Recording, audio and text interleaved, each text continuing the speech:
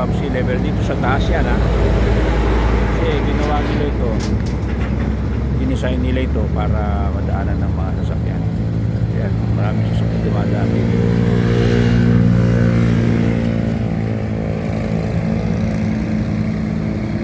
Napakadelikado pala pag sobrang lakas ng tubig.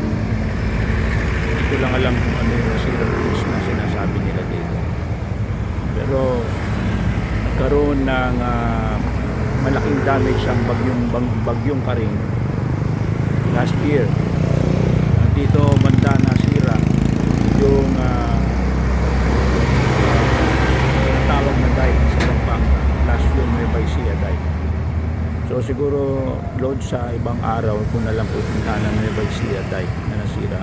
Ngayon kasi gabi na at ang oras natin mag-alas 10 na siguro ngayon. Sige po, pabalik na ako ng Pampanga. Tingnan natin kung ano oras tayo makakabalik magmula dito.